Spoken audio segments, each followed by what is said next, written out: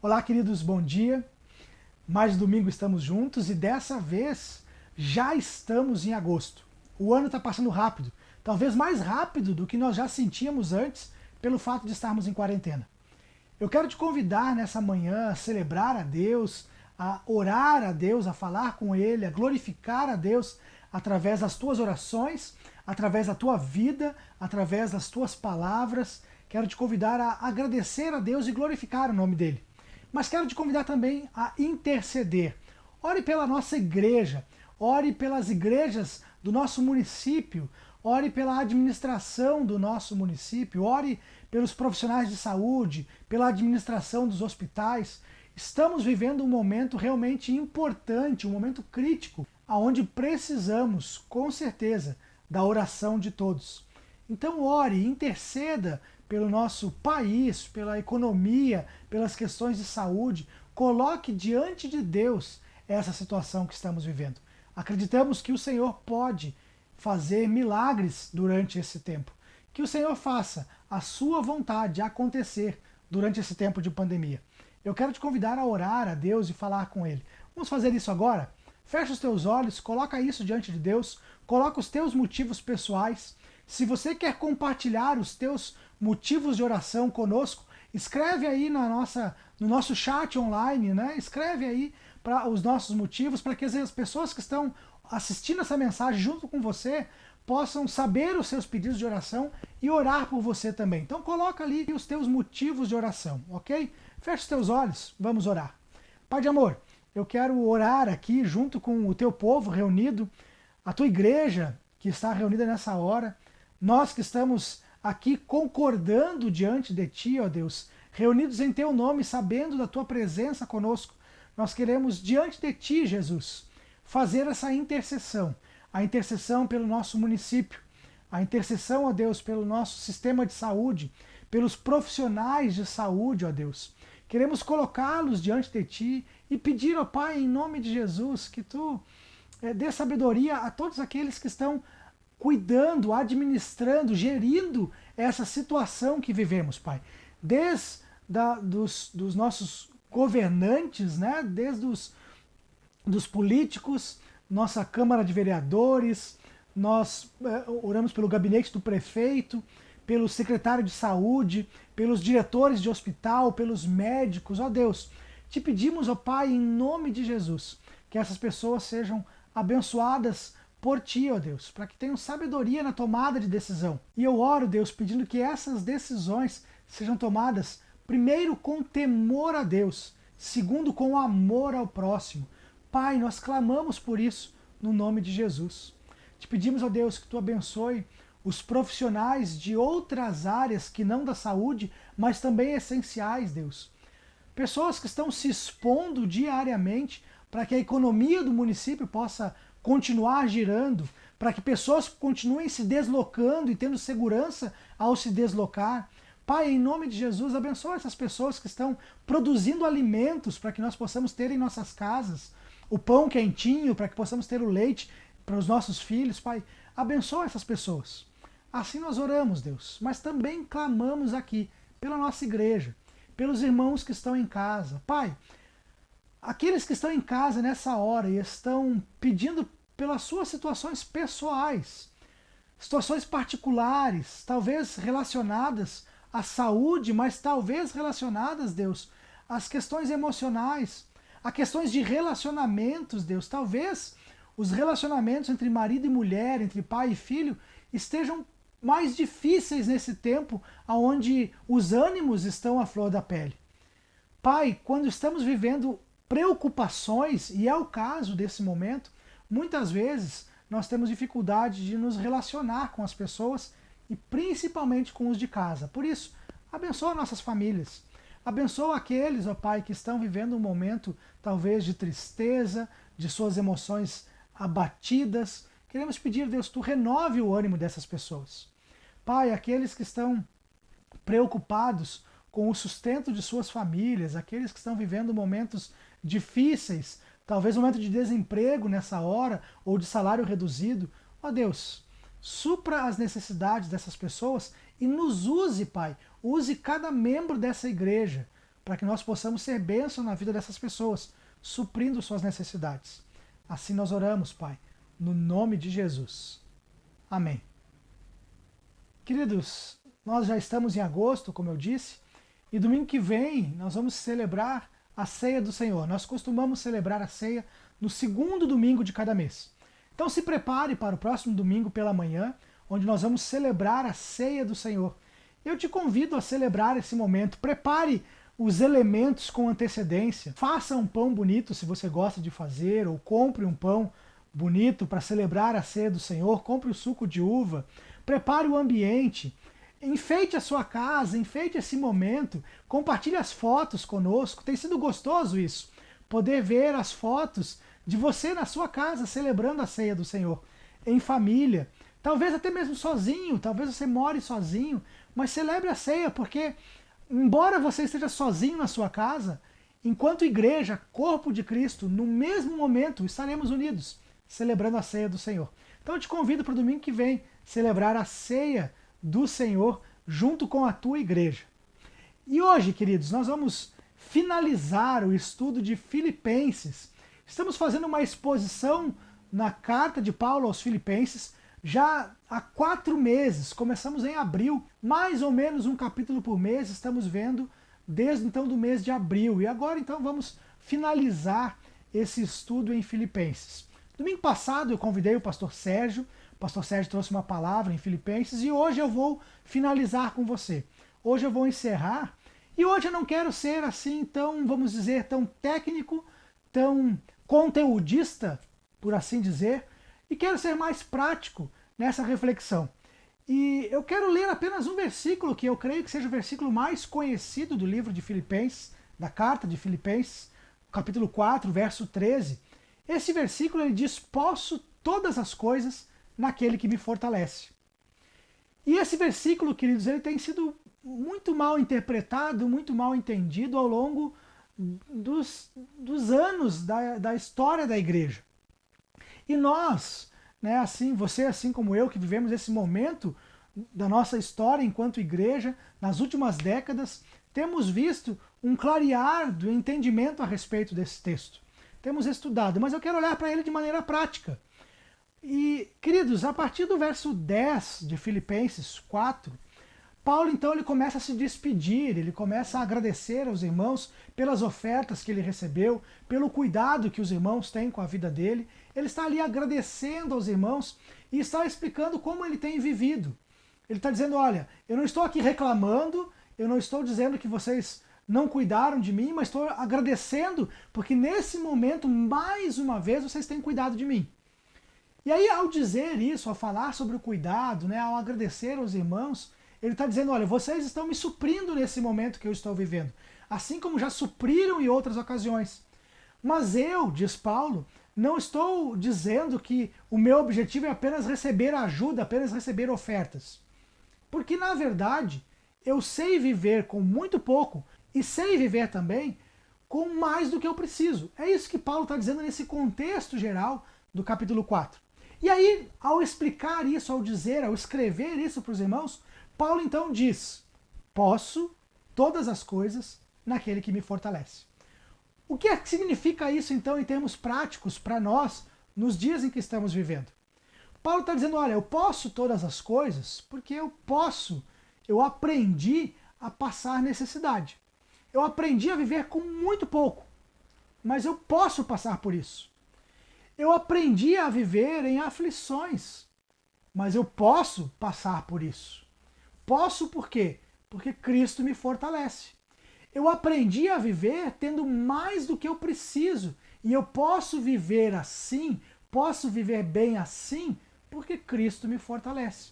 Então Paulo não está dizendo que nós podemos realizar qualquer coisa, fazer qualquer coisa, conquistar qualquer coisa, porque Cristo nos fortalece. O que Paulo está dizendo é que podemos passar por qualquer situação, porque é Cristo quem nos fortalece. E em termos práticos, eu gostaria de pensar sobre isso para o dia de hoje, para o tempo de hoje, o tempo que estamos vivendo, o tempo de pandemia, o tempo de quarentena, o tempo de medo com relação à saúde, com relação às finanças. Como é que nós podemos viver nos dias de hoje, tendo muito ou tendo pouco?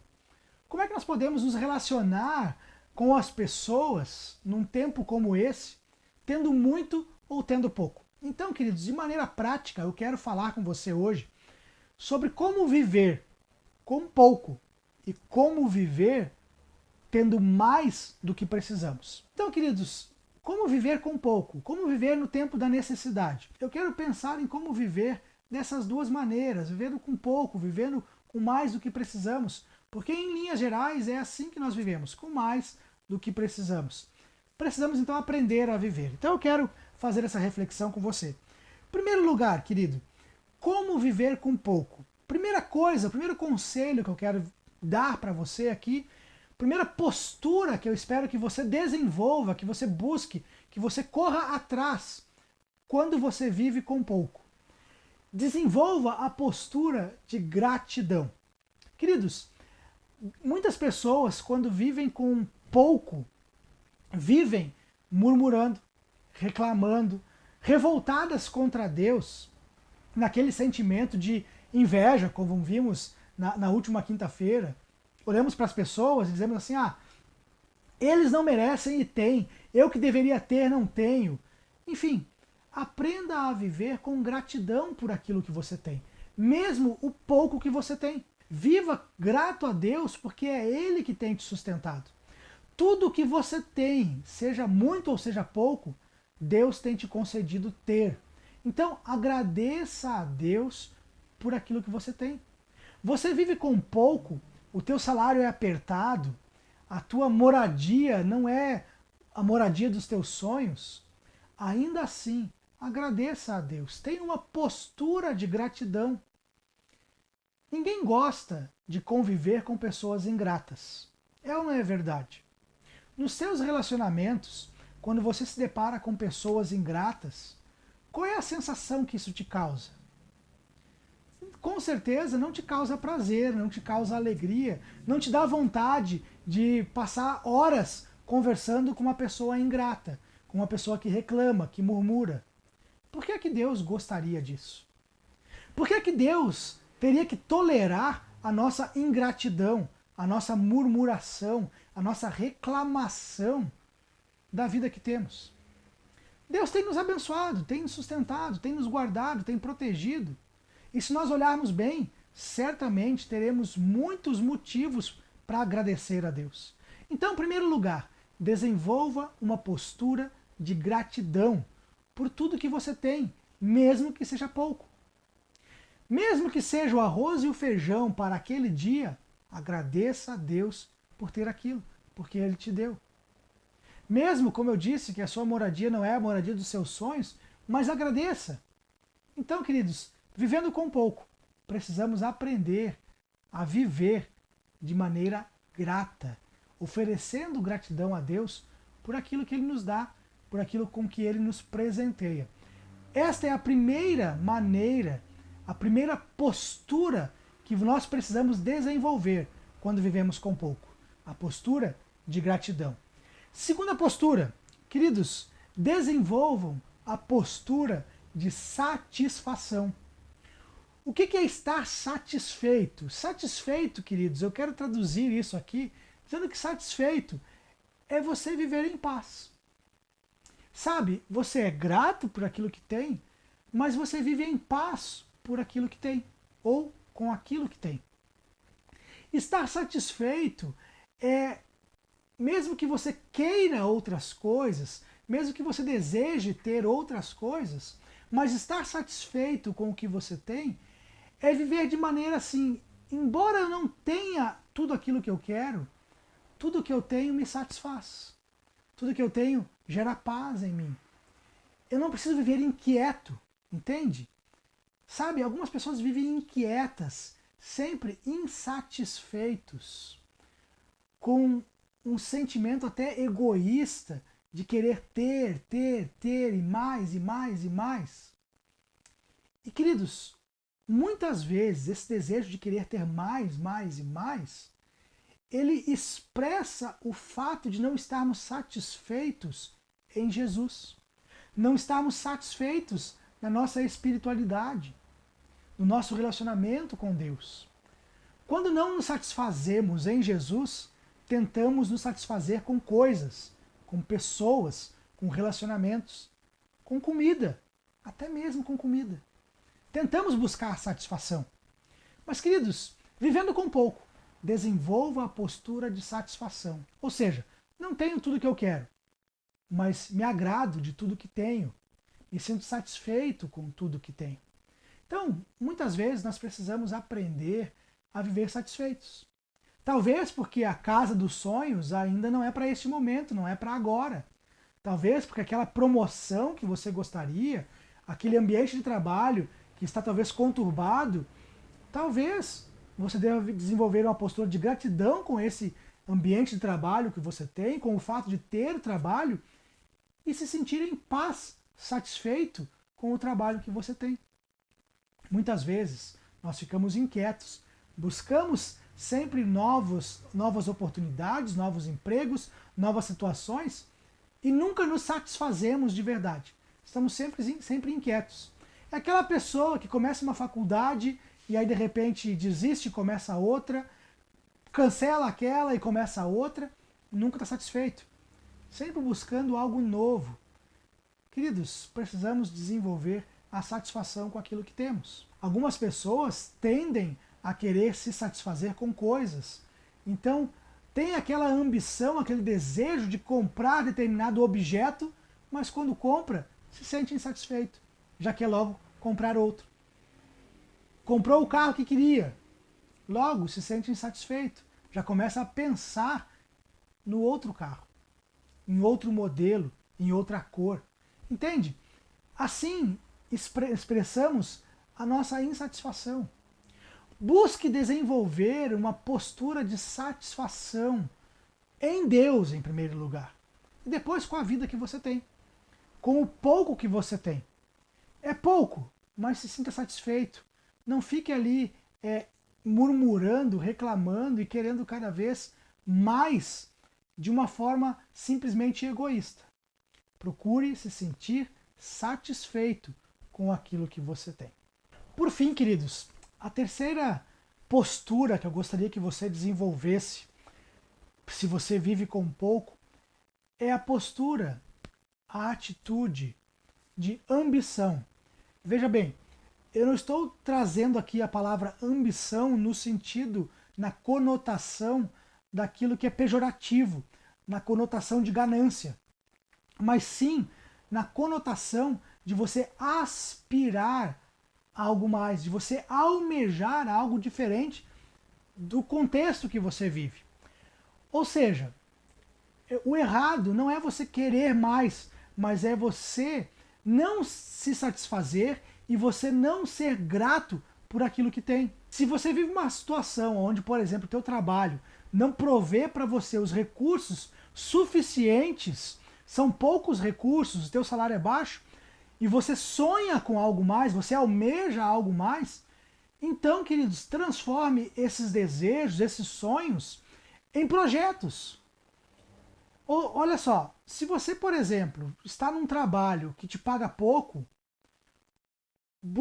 tenha a ambição não só de ter um salário melhor, mas sim de você valer um salário melhor. Entende? Transforme os seus sonhos em projetos. Se você quer um salário melhor, que tal talvez se qualificar mais?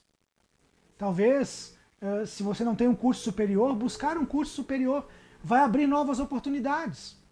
Então veja, quando nós vivemos com pouco, é importante, primeiro, termos gratidão.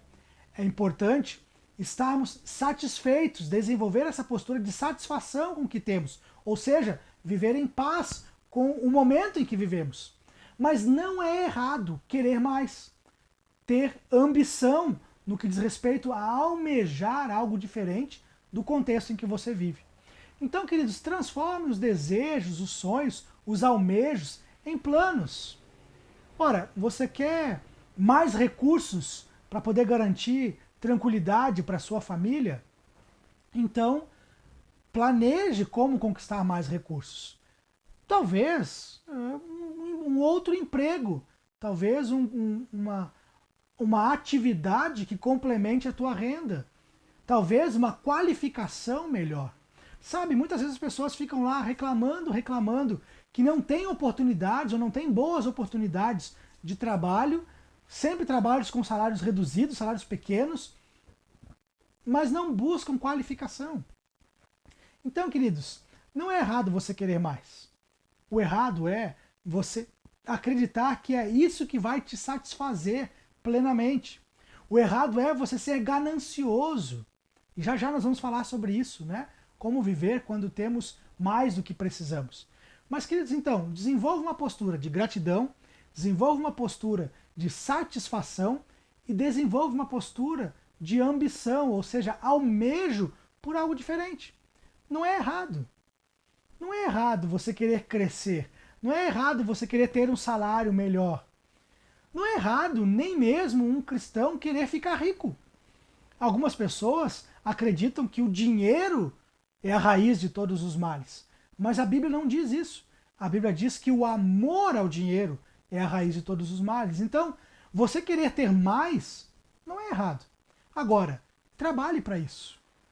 Tenha ambição o suficiente para poder transformar os sonhos em planos. Quer fazer uma viagem dos sonhos? Quer ter a casa dos sonhos? Se planeje para isso. Vá subindo degrau a degrau nessa escada. Talvez para você atingir a casa e o carro dos sonhos, você primeiro precisa trabalhar na sua qualificação para poder ter uma boa profissão e o trabalho dos sonhos, o salário dos sonhos. Então, queridos, tenha ambição para você querer sair do estado que está. Se você vive com pouco, não é errado você querer ter mais. O errado é viver na postura de murmuração, de reclamação, não se sentindo satisfeito, ou seja, em paz com o momento que você vive. Agora, você quer mais? Não há problema nenhum. Apenas transforme isso em planos e dê um passo de cada vez. Com certeza, Deus vai abençoar o teu trabalho, Deus vai abençoar o teu esforço e você vai poder prover mais para a sua família. Mas acima de tudo, queridos, é possível viver plenamente satisfeito, viver feliz, viver contente, exatamente no estado que você está. Agora, vamos pensar qual é a postura correta ou como viver quando nós temos mais do que precisamos. Paulo diz, olha, posso todas as coisas naquele que me fortalece. Então, queridos, Paulo diz, eu sei passar necessidade, mas também sei viver tendo mais do que preciso. Você vive tendo mais do que precisa? Como eu disse lá no início, muitos de nós vivemos assim. Mas algumas pessoas vivem assim de uma maneira privilegiada. Tem realmente muito mais do que precisam. Como viver então? Quais seriam as posturas que nós precisamos desenvolver para poder viver dessa maneira? Primeiramente, queridos, eu quero trazer para você a seguinte postura. A postura de repartir. Queridos, repartir aquilo que temos, aquilo que nós temos a mais, é algo sensacional. Algo que causa em nós muito mais prazer do que aquela pessoa que está recebendo. A palavra repartir aqui, ela se aplica no princípio bíblico da generosidade. Você tem mais do que precisa? Reparta com quem não tem. Reparta com quem vive com pouco. Oferte a essas pessoas, ajude a cuidar, como eu falei quinta-feira, inclusive, ajude a cuidar dos seus familiares que estão talvez nesse momento de pandemia passando alguma necessidade. Divida o sustento com eles. Ajude, veja em que você pode ser útil. Reparta com eles os teus recursos. Talvez você não tenha condições de repartir muitos recursos financeiros, mas talvez até os próprios gêneros alimentícios. Quem sabe você mesmo vai lá e ajuda, complementa, né, a alimentação de um familiar, ou de um vizinho, ou de alguém que está precisando, que você conheça, talvez até mesmo um colega de trabalho. Tem alguém que você tem conhecimento, que está com uma necessidade de saúde, ajude com a medicação, mas oferte com generosidade, reparta com generosidade e com alegria no coração. A palavra de Deus diz isso. O Senhor ama ao que dá com alegria. Então, seja generoso com as pessoas. Precisamos desenvolver essa atitude. Muitas vezes as pessoas chegam a um patamar onde vivem com mais do que precisam e acabam, por outro lado, desenvolvendo o egoísmo. Querem apenas reter para si, não querem dividir. Isso, como nós vimos na quinta-feira, causa amargura. Então, queridos, você vive um momento em que você tem um bom emprego, um bom salário, o teu salário não foi reduzido nesse momento, reparta com aqueles que estão passando necessidade. Desenvolva essa postura. Mas, queridos, qual é a outra postura que eu quero trazer para você? Desenvolva a postura de desfrutar. Exato. Claro que nesse momento de pandemia, quando as coisas estão bem incertas, nós temos cautela com isso. Mas de que adianta você viver uma vida inteira apenas acumulando e não aproveitar? Nunca levar a esposa para tirar umas férias, fazer uma viagem gostosa em família, ou mesmo comer uma pizza numa sexta-feira à noite. De que adianta você trabalhar, juntar e não desfrutar? É como aquela parábola que Jesus conta, o homem percebeu que a sua colheita ia dar muito, juntou, construiu novos celeiros, guardou tudo que podia, depois disse, agora eu vou descansar. Louco, diz Jesus, tolo, você vai morrer e o que ficou guardado, para quem será? Queridos, muitas vezes você acumula coisas, ou está buscando, está num planejamento de acumular coisas, mas nesse trajeto por acumular, por construir uma riqueza, construir uma herança para deixar para os seus filhos, nesse projeto você acaba por perder o próprio relacionamento com os filhos. Trabalha tanto para conquistar um futuro melhor para os filhos, que quando o futuro deles chega, você não se relacionou com eles. Você perdeu o melhor da vida deles. Em detrimento do que você tem construído uma reserva para o futuro? Em detrimento do que você tem construído uma carreira? Em detrimento do que você tem vivido a vida do jeito que vive? O que é que você tem perdido pelo caminho? Essa é a pergunta que precisamos fazer. Então, queridos, se você tem vivido um tempo onde você tem mais do que precisa, desfrute. Leve seus filhos para passear quando nós pudermos fazer isso, para tomar um sorvete, para fazer uma viagem, tire férias. Aproveite um pouco daquilo que você está recebendo como fruto do seu trabalho. Tem sido mais do que você precisa? Desfrute. Não fique apenas acumulando. Essa é uma postura que vai te fazer muito bem. Vai fazer muito bem para as pessoas que estão ao seu redor. Porque você vai ser generoso, cuidando e abençoando pessoas, mas também vai desfrutar. Poder se alegrar não é errado. Como eu disse, na quinta-feira, muitas vezes nós olhamos aquelas pessoas, familiares ou não, que estão fazendo aquelas férias dos sonhos, e o que brota no nosso coração é a inveja. Talvez você já tenha invejado a viagem de alguém, mesmo sabendo que você poderia fazer a mesma viagem. Dizendo assim, não, mas eu tenho que trabalhar. Como que o fulano resolve descansar desse jeito? É preciso trabalhar, trabalhar. Desfrute, querido. É importante isso. Talvez o teu caso não seja apenas desfrutar financeiramente. Talvez você precise aprender a desfrutar os bons momentos, as ocasiões que você tem vivido com as pessoas amadas que estão com você. Hoje você vive um momento de distanciamento social, onde nós estamos passando tempo em casa muito mais do que passávamos anteriormente. E alguns de nós, mesmo em casa, estamos vivendo apenas pensando em trabalho. Tenha tempo para desfrutar a tua família, aqueles que estão com você. E por fim, queridos, para finalizar, a terceira postura que nós deveríamos ter, e fica aqui como um conselho para todos nós, para nós que temos condições, que vivemos tendo mais do que precisamos, fica o conselho para desenvolver a postura de reservar. Ou seja, guarde um pouco para a emergência. Guarde um pouco para os momentos de crise, como momentos que estamos vivendo. Sabe, eu tenho um amigo, uma pessoa próxima, que tem dado um exemplo assim extraordinário nesse momento. É uma pessoa muito organizada e que nesse momento, onde está vivendo com menos recursos do que vivia antes da pandemia, ele fez reservas.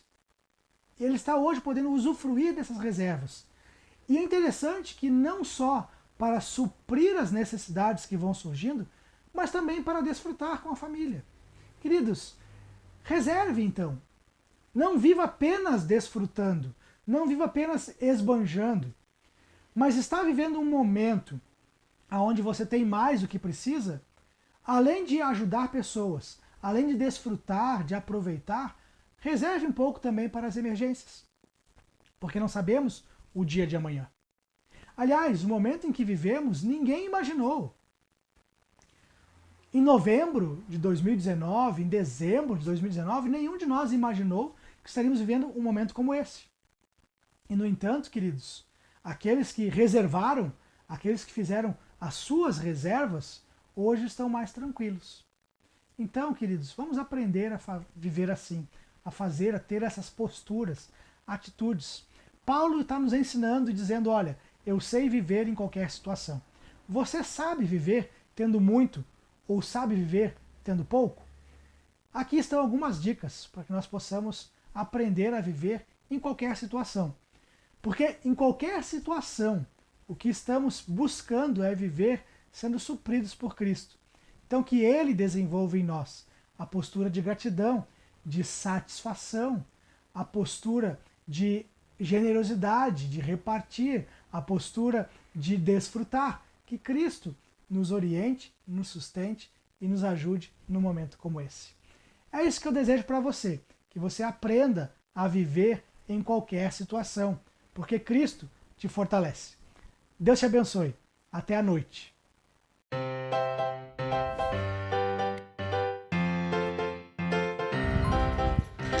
Bom dia, criançada! Hoje eu estou aqui num lugar diferente, fazendo uma investigação. Eu acordei intrigada pensando, quem será que fez todas as coisas? Vocês sabem? Eu vou fazer uma investigação. Vou olhar as coisas da natureza para tentar descobrir quem fez. Vocês conseguem ouvir o som dos passarinhos? Vocês estão ouvindo o som da natureza? Vamos descobrir quem criou todas as coisas. Vamos lá? Quem fez o lindo céu azul? Quem fez o sol que brilha lá no céu?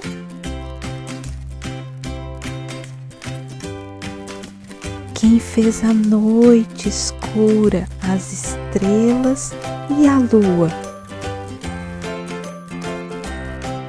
Quem fez a água? De onde ela vem?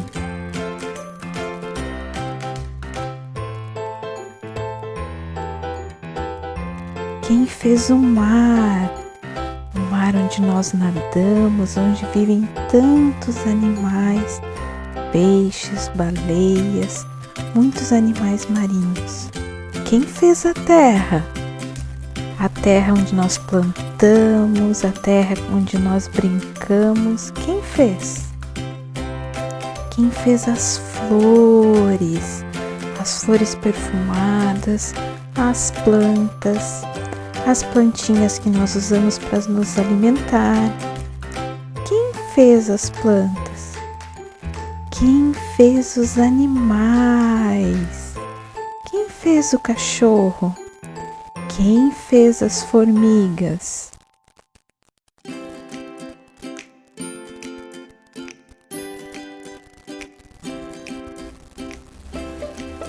O galo, as galinhas e os pintinhos. Quem fez esses animaizinhos? E o gatinho, tão pequenininho, quem teve a ideia de criar o gatinho?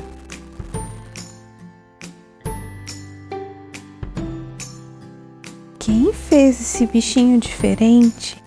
Uma alpaca. Parece uma ovelha, mas não é. Quem teve a ideia de criar este animalzinho?